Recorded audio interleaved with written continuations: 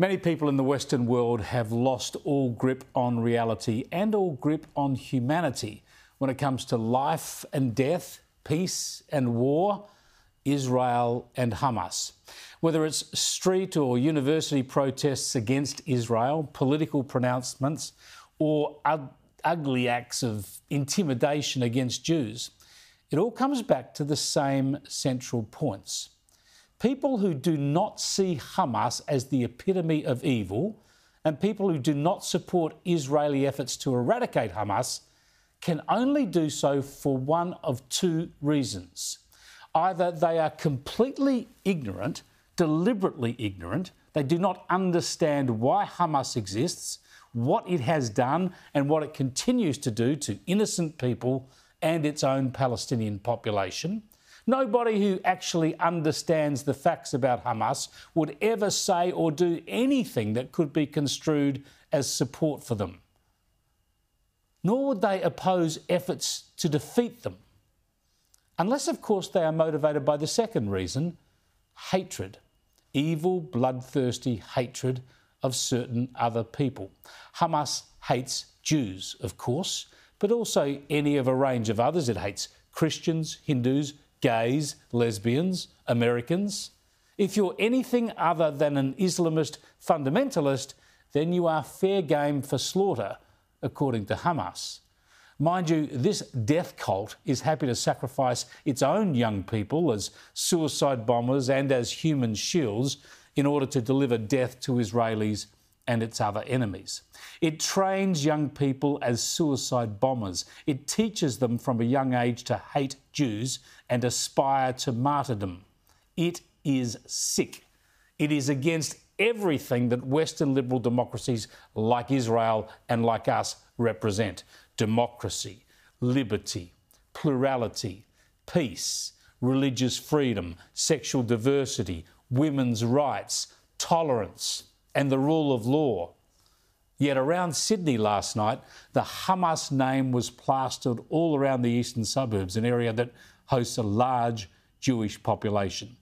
And the threatening word of Hamas, which means Islamic Resistance Movement, was sprayed on bins and windows and bus stops alongside Jewish businesses and kosher shops. This is ugly, anti-Semitic, pro-terrorist, pro-murder behaviour, and it's just the latest in this epidemic sweeping the world. In the United States, police have arrested a man and claim to have thwarted a planned major terror attack against Jews in New York City. The Justice Department says the attack was planned for October 7th, which will mark 1 year since the Hamas attack on Israel. Federal officials say Mohammed Shazeb Khan began posting on social media about his support for ISIS back in November. He was trying to create an offline cell of ISIS supporters who would carry out a coordinated assault by using AR-style assault rifles at Jewish Shabbats in Brooklyn. Thank God they stopped that plan. But security authorities are on alert around the world, and don't forget the terror alert has been raised here too. And just to show you how weak and warped the authorities are, have a look at what happened at a pro-Palestinian march in London on the weekend. A couple of brave blokes stood in front of the massive pro-Palestinian march, the sort who chant hateful slogans like "from the river to the sea," designed to intimidate Jews and deny the legitimacy of Israel.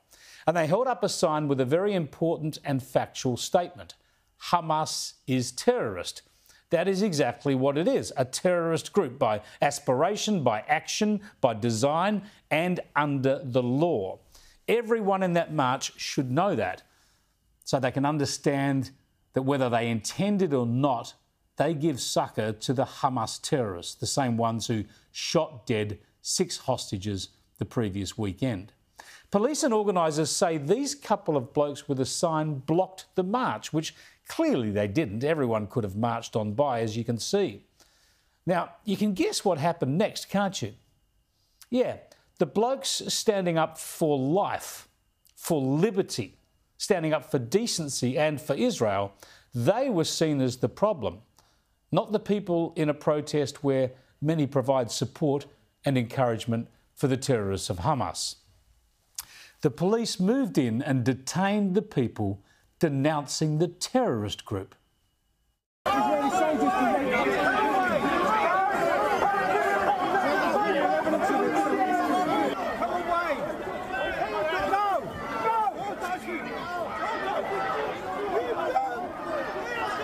Just continue with the march.